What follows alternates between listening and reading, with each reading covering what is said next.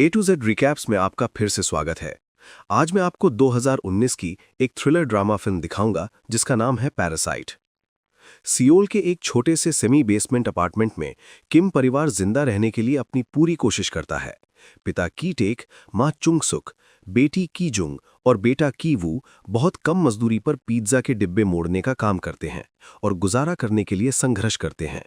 इस वजह से वे बाथरूम की खिड़की के पास खड़े होकर फोन इस्तेमाल करते हैं ताकि वे वाईफाई चुरा सकें, या अपनी खिड़कियां खुली रखते हैं ताकि कीड़े मारने वाली दवा का जहरीला धुआं घर में घुसकर कीड़ों को मार सके, भले ही उन्हें खुद भी वो धुआं सांस में लेना पड़े।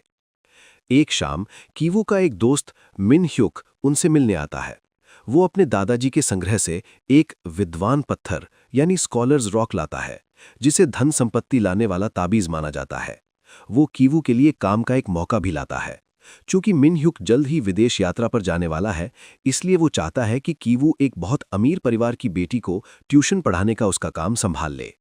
कीवू को अंग्रेजी का अच्छा ज्ञान है क्योंकि उसने कई साल सेना में बिताए हैं और 4 बार यूनिवर्सिटी में दाखिले की परीक्षा दी है। की जुंग उसके कागजातों में हेरफेर करके उसे यूनिवर्सिटी का छात्र दिखा सकती है क्योंकि वो डिजाइन प्रोग्राम्स में माहिर है, और वैसे भी उसके मालिक कागजातों को बहुत बारीकी से नहीं देखेंगे। उस परिवार की पत्नी बहुत ही सीधे साधे स्वभाव की है, इसलिए मिन ह्युक की सिफारिश ही काफी होनी चाहिए। अपने सबसे अच्छे कपड़े पहनकर और हाथ में जाली दस्तावेज लेकर कीवू पार्क परिवार के घर जाता है, जो शहर के एक बहुत ही आलीशान इलाके में स्थित है। घर की नौकरानी मून वोंग जब उसे अंदर आने की इजाजत देती है तो उसका इंटरव्यू चोई योन ग्यो लेती है, जिसे मिसेस पार्क के नाम से भी जाना जाता है। जैसा कि पहले से ही अंदाजा था, वो कागजातों पर मुश्किल से ही नजर डालती है और मिन ह्युक की बात पर पूरा भरोसा कर लेती है। लेकिन वो कीवू को एक अच्छा और शरीफ इंसान के तौर पर परखने के लिए उसके पहले ट्यूशन सेशन के दौरान वहीं मौजूद रहना चाहती है। कीवू दाहे को पढ़ाएगा। दाहे शुरू में बहुत शर्मीली होती है और जब कीवू अचानक उसकी कलाई पकड़ लेता है तो वो घबरा जाती है, लेकिन चूंकि ये सिर्फ उसे दिलासा देने का एक तरीका था जब उसे एक्सरसाइज समझने में दिक्कत हो रही थी, इसलिए वो जल्द ही कीवू के साथ घुल मिल जाती है। मिसेस पार्क जो देखती हैं उससे खुश होती हैं, इसलिए वो कीवू को काम पर रखने और उसे अच्छी सैलरी देने का फैसला करती हैं। पहली क्लास के बाद वो उसके बेटे दासोंग से भी मिलता है। दासोंग स्काउट्स में शामिल हो गया है और उसे इंडियंस का खेल खेलने का बहुत ज्यादा जुनून है। कीवू भी पहले स्काउट रह चुका था, इसलिए वो दासोंग की बात समझता है। और जब मिसेस पार्क उसे अपने बेटे की बनाई हुई पेंटिंग्स दिखाती हैं तो कीवू के दिमाग में एक आइडिया आता है। वो दासोंग की आर्ट के बारे में ऐसे बात करना शुरू कर देता है जैसे वो सचमुच कोई बेहतरीन कलाकृति हो। और जब मिसेस पार्क बताती हैं कि उन्हें एक नए आर्ट टीचर की जरूरत है क्योंकि पिछले कोई भी टीचर 1 महीने से ज्यादा नहीं टिक पाए, तो कीवू अपनी कजिन की क्लासमेट जेसिका का नाम सुझाता है, जो एक बहुत ही काबिल आर्ट थेरेपिस्ट है। असल में वो अपनी बहन के बारे में बात कर रहा होता है। उसकी बहन भी अगले दिन इंटरव्यू के लिए आ जाती है और जेसिका टीचर होने का नाटक करती है, जबकि उसने आर्ट थेरेपी और साइकोलॉजी के बारे में बस ऑनलाइन कुछ चीजें ही पढ़ी थीं। जब मिसेस पार्क उससे बात कर रही होती हैं तो कीवू दाहे को पढ़ा रहा होता है। दाहे को इस बात से जलन होती है कि कीवू आर्ट टीचर के साथ दोस्ती कर रहा है। कीवू उसे यकीन दिलाता है कि उसे आर्ट टीचर में कोई दिलचस्पी नहीं है और फिर वे दोनों एक दूसरे को किस करते हैं। अब बात करते हैं की जंग की। वो मिसेस पार्क को इस बात के लिए राजी कर लेती है कि वो दासोंग को उसका पहला लेसन अकेले पढ़ाए, और लेसन के आखिर में वो मिसेस पार्क को ये दिखाकर इम्प्रेस कर देती है कि अब उनका बेटा कितना ज्यादा तमीज़दार हो गया है। वो मिसेस पार्क को दासोंग की पेंटिंग्स में कुछ ऐसे निशान भी दिखाती है जिनसे पता चलता है कि उसे कोई मानसिक आघात यानी ट्रॉमा पहुंचा है। वो उस घटना का जिक्र करती है जो दासोंग के पहली क्लास में पढ़ते समय हुई थी। ये यकीन हो जाने पर कि उसके बेटे को आर्ट थेरेपी की ज़रूरत है, मिसेस पार्क की जंग को बहुत अच्छी सैलरी पर काम पर रख लेती हैं। उसी दिन बाद में वो परिवार के मुखिया पाक डोंग इक से भी मिलती है। पाक डोंग इक उसे घर छोड़ने के लिए अपने ड्राइवर यून को भेजते हैं। यून उसे उसके घर छोड़ने की जिद करता है, लेकिन वो ये बात छिपाना चाहती है कि वो एक गरीब इलाके में रहती है ताकि उसका झूठ बना रहे। इसलिए वो उससे कहती है कि वो उसे ट्रेन स्टेशन पर छोड़ दे क्योंकि उसे किसी से मिलना है। उस सफ़र के दौरान की जंग को एक आइडिया आता है और वो अपनी पैंटी निकालकर कार में छिपा देती है। किम परिवार अपने बच्चों की नई तनख्वाह की वजह से अब बेहतर खाना खाने लगता है और साथ ही अपनी अगली चाल की योजना भी बनाता रहता है। इसी बीच मिस्टर पार्क को कार में वो पैंटी मिलती है और उन्हें लगता है कि यून कार में अपनी प्रेमिकाओं को लाता रहा है और शायद नशीले पदार्थ भी लेता रहा है, क्योंकि कोई भी समझदार इंसान अपनी अंडरवेयर कार में नहीं भूलता। जब की जंग क्लास के बाद निकलती है तो मिसेस पार्क मौका देखकर उससे ड्राइवर के बारे में उसकी राय पूछती हैं। तब वो उन्हें बताती है कि कैसे यून उसे स्टेशन के बजाय उसके घर छोड़ने की कोशिश कर रहा था। मिसेस पार्क तय करती हैं कि वे कोई बहाना बनाकर उसे नौकरी से निकाल देंगी ताकि कोई हंगामा ना हो। तभी की जंग बीच में आकर कहती है कि एक ज्यादा उम्र का कर्मचारी ज्यादा भरोसेमंद होता है, और फिर वो अपने अंकल के पुराने ड्राइवर की सिफारिश करती है। जाहिर है वो आदमी की कैक ही निकलता है, जो अपनी जवानी के दिनों में ड्राइवर का काम करता था। वो मिस्टर पार्क के साथ एक टेस्ट ड्राइव पर जाता है। मिस्टर पार्क उसके अच्छे तौर तरीकों और शहर के बारे में उसकी गहरी जानकारी से बहुत प्रभावित होते हैं। उसे किसी भी जगह पहुंचने के लिए जीपीएस की जरूरत नहीं पड़ती। उसकी ड्राइविंग इतनी स्मूथ होती है कि जब कार मुड़ती है तब भी मिस्टर पार्क के हाथ से उनकी ड्रिंक नहीं छलकती, इसलिए वे उसे उसी समय नौकरी पर रख लेते हैं। प्लान का आखिरी हिस्सा सबसे मुश्किल है। मून गोंग एक जिद्दी और चालाक औरत है जो उस घर में तब से काम कर रही है जब वो किसी दूसरे परिवार का था। कीवू को दाहिए से पता चलता है कि घर में आड़ू लाना मना है, क्योंकि मून गोंग को उससे एलर्जी है। इसलिए जब मून गोंग का ध्यान कहीं और होता है तो कीवू और की जंग उस पर आड़ू के रोएं फेंकना शुरू कर देते हैं। मून गोंग को लगता है कि उसे एलर्जी नहीं है, इसलिए वो चेकअप के लिए डॉक्टर के पास जाती है। प्लान के तहत की ताएक भी वहीं मौजूद रहता है। वो मून गोंग को बैकग्राउंड में दिखाते हुए एक सेल्फी लेता है और फिर उसे मिसेस पार्क को दिखाते हुए बताता है कि उसने मून गोंग को ये कहते हुए सुना था कि उसे टीबी है। घर पर जब एलर्जी की वजह से मून गोंग को खांसी आने लगती है तो की ताएक कूड़ेदान में पड़े टिश्यू पेपर पर थोड़ा सा केचप लगा देता है ताकि ऐसा लगे कि उसने खांसी के साथ खून निकाला है। घर में एक बीमार नौकरानी के होने से शर्मिंदा होकर मिसेस पार्क की ताएक से वादा लेती हैं कि वो इस बारे में अपने पति को कुछ नहीं बताएगा। इसके बाद वो कोई बहाना बनाकर मून गोंग को नौकरी से निकाल देती हैं और मिस्टर पार्क से कह देती हैं कि मून गोंग ने खुद ही नौकरी छोड़ दी है। घर में खाना बनाने और साफ सफाई का काम न होने से मिस्टर पार्क को चिंता होने लगती है। ऐसे में की ताएक उन्हें एक नामी एजेंसी का कार्ड देता है जहां वो खुद भी लगभग काम करने वाला था। वो मिस्टर पार्क को ये इजाज़त भी देता है कि वे अपनी पत्नी से कह सकते हैं कि ये आइडिया उन्हें ही आया था, लेकिन असल में ये किम परिवार की एक और चाल होती है। कार्ड पर लिखा फ़ोन नंबर की जंग का दूसरा नंबर होता है जो उसने इसी काम के लिए लिया था। जब मिसेस पार्क उस नंबर पर फ़ोन करती हैं तो की जंग एक सेक्रेटरी होने का नाटक करती है और उनसे ढेर सारे सरकारी कागजात की मांग करती है। आखिरकार चुंग सुक को नई हाउसकीपर के तौर पर नौकरी मिल जाती है और इस तरह पूरा किम परिवार उस घर में अपनी जगह बना लेता है। दासोंग को ये बात अजीब लगती है कि उन सभी से एक जैसी ही महक आ रही है, लेकिन उन्हें जल्द ही एहसास हो जाता है कि ये किसी साबुन की महक नहीं है, बल्कि ये उनके पुराने और सस्ते अपार्टमेंट की महक है। एक दिन पाक परिवार कैंपिंग के लिए बाहर चला जाता है और घर की देखभाल की जिम्मेदारी चुंग सुक को सौंप जाता है। तो जैसे ही वे लोग चले जाते हैं, पूरा किम परिवार कुछ समय के लिए वहां रहने आ जाता है। वे सारे कमरों का इस्तेमाल करते हैं, सारा खाना खा जाते हैं, महंगी वाइन पीते हैं और की वू तो दाहिए की डायरी भी चुरा लेता है ताकि उसे पढ़ सके, क्योंकि वो दाहिए की यूनिवर्सिटी में एडमिशन लेते ही उसे प्रपोज करना चाहता है। किम परिवार रात का खाना खाते हुए ये कल्पना करता रहता है कि किसी अमीर परिवार में शादी करना कैसा होगा, जबकि बाहर जोरदार तूफान आया हुआ है। तभी अचानक कोई दरवाजे की घंटी बजाता है। ये मून गोंग है, जो दावा करती है कि नौकरी से निकाले जाने और जल्दबाजी में घर छोड़ने के दौरान वो बेसमेंट में कुछ भूल गई थी। जब उसका परिवार छिप जाता है तो चुंग सुक उसे अंदर आने देती है, लेकिन मून गोंग बेसमेंट में बहुत ज्यादा समय लगा रही होती है, इसलिए चुंग सुक ये देखने नीचे जाती है कि आखिर चल क्या रहा है। वो देखती है कि मून गोंग एक अलमारी हटाने की कोशिश कर रही है, इसलिए वो उसकी मदद करती है। अलमारी हटते ही उसके पीछे एक दरवाजा दिखाई देता है जो उन्हें एक ऐसे भूमिगत बंकर में ले जाता है जिसे घर के आर्किटेक्ट और पिछले मालिक ने बनवाया था। मून गोंग का पति ग्यून से पिछले कई सालों से वहीं छिपा हुआ रह रहा था ताकि वो कर्ज देने वाले गुंडों से बच सके। जब घर का पिछला मालिक चला गया था और घर बिकने का इंतजार कर रहा था, तब मून गोंग ने अपने पति को वहां छिपने में मदद की थी और पाक परिवार को इस बंकर के बारे में कभी पता नहीं चला। जब पाक परिवार आसपास नहीं होता था तो मून गोंग चुपके से नीचे जाकर अपने पति के लिए थोड़ा बहुत खाना ले जाती थी। इसी वजह से मिस्टर पाक को लगता था कि वो बहुत ज्यादा खाना खाती है। वो आज इसलिए आई थी क्योंकि उसे पता था कि पाक परिवार घर पर नहीं होगा।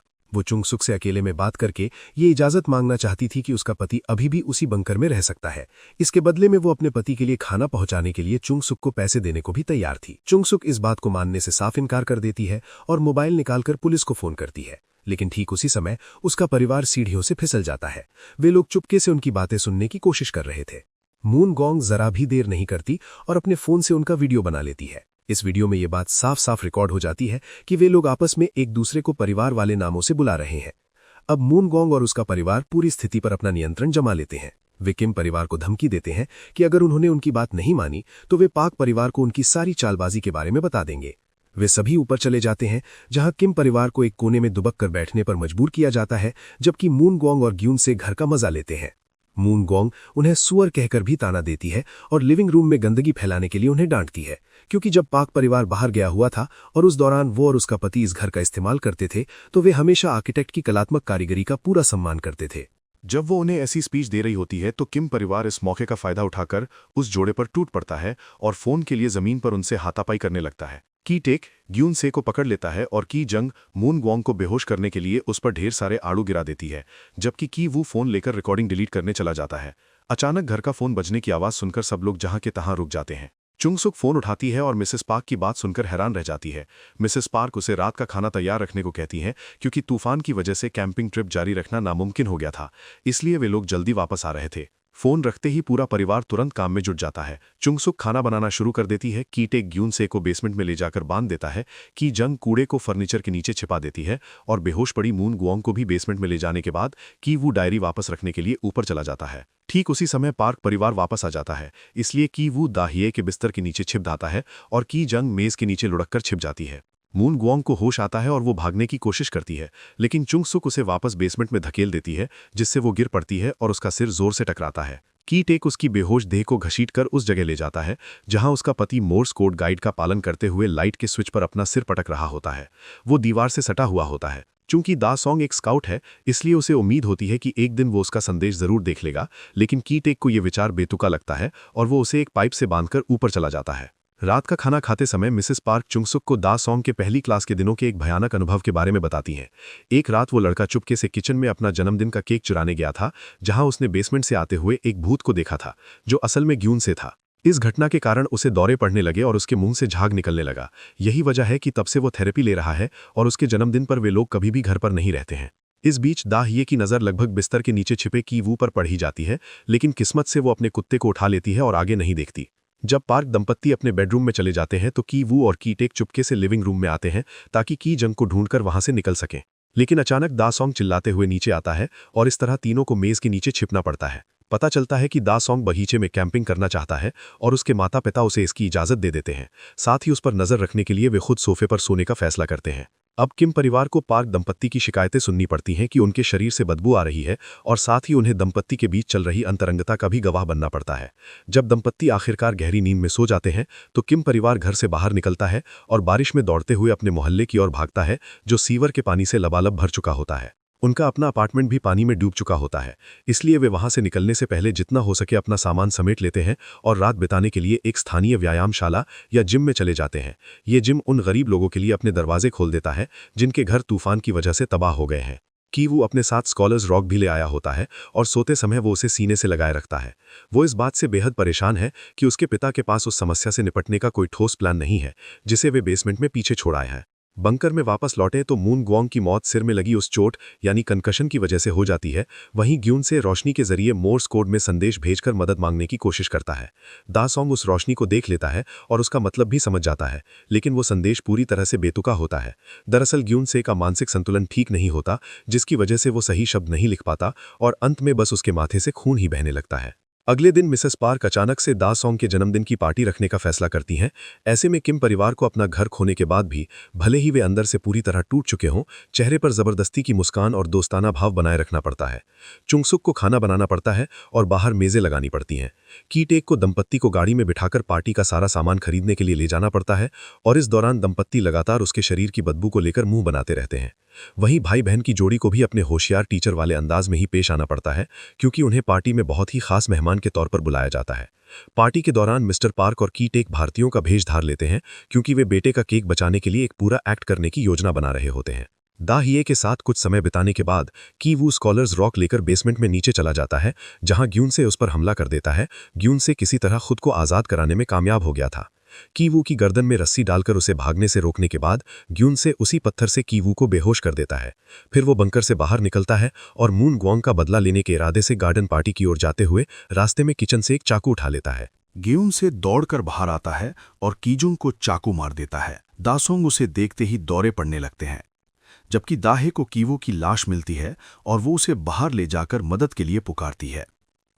कीटेक अपनी बेटी को देखने जाता है और उसके घाव पर हाथ रखकर खून रोकने की कोशिश करता है, जबकि चुंगसुक ग्यून से पर कूद पड़ती है और एक बारबेक्यू सीख से उसे मार डालती है।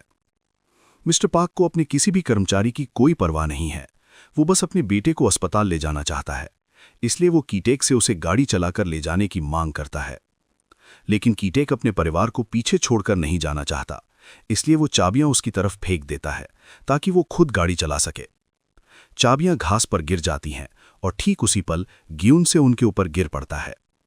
मिस्टर पार्क उन्हें उठाने जाता है, लेकिन ऐसी जानलेवा आपात स्थिति में भी वो लाश को हटाते समय अपनी नाक ढक लेता है।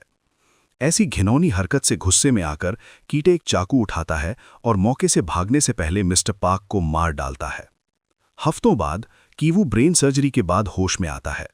चोट और सर्जरी की वजह से उसका दिमाग एक नाजुक हालत में पहुंच गया है, इसलिए उसके साथ जो कुछ भी होता है उस पर वो हंसे बिना नहीं रह पाता। ये पता चलना कि उसकी बहन मर चुकी है और उसके पिता लापता हैं, गिरफ्तार होना, धोखाधड़ी के आरोप में मुकदमा चलना और उस दर्दनाक घटना की वजह से प्रोबेशन पर रिहा होना, जिसके लिए उन पर कोई आरोप नहीं लगा क्योंकि वो आत्मरक्षा में किया गया था। वो हंसना तब बंद करता है जब वो न्यूज़ रिपोर्ट में उस अब खाली पड़े घर को देखता है, जिससे उसे यह एहसास होता है कि जो कुछ भी हुआ वो सब कितना असली था। न तो उसे और न ही उसकी मां को पता है कि उसके पिता कहाँ हैं, लेकिन जासूस कुछ समय तक उनका पीछा करते रहते हैं, ये सोचकर कि शायद वे उन्हें उनके पिता तक पहुंचा देंगे। महीनों बाद जब खबरें दूसरे विषयों पर चली जाती हैं और पुलिस भी उनका पीछा छोड़ देती है, तो कीवू पहाड़ पर चढ़कर पार्क्स के घर की जासूसी करता है। अब उस घर में एक जर्मन परिवार रहता है जिसने उसे इसलिए खरीद लिया था क्योंकि उन्हें उसके इतिहास के बारे में कुछ भी पता नहीं था। वहां कीवू को एहसास होता है कि कोई रोशनी का इस्तेमाल करके मोर्स कोड में कोई मैसेज भेज रहा है। ये उसके पिता हैं जो इतने समय से घर के बंकर में छिपे हुए थे। उन्होंने मून ग्वांग को घर के पिछले आंगन में दफना दिया है और हर रात किचन में जाकर खाना चुराकर गुजारा करते हैं। वो हर दिन मोर्स मैसेज भी भेजते हैं, इस उम्मीद में कि एक दिन उनका बेटा उन्हें देख लेगा। अपने पुराने अपार्टमेंट में वापस आकर, जहां वो अब भी अपनी मां के साथ रहता है, कीवू अपने पिता के लिए एक खत लिखता है। वो वादा करता है कि वो खूब मेहनत करेगा और इतने पैसे कमाएगा कि एक दिन वो उस घर को खरीद सके और अपने पिता से फिर से मिल सके। सब्सक्राइब करना और नोटिफिकेशन ऑन करना ना भूलें ताकि आप इस तरह के और भी वीडियो देख सकें। Thanks for watching.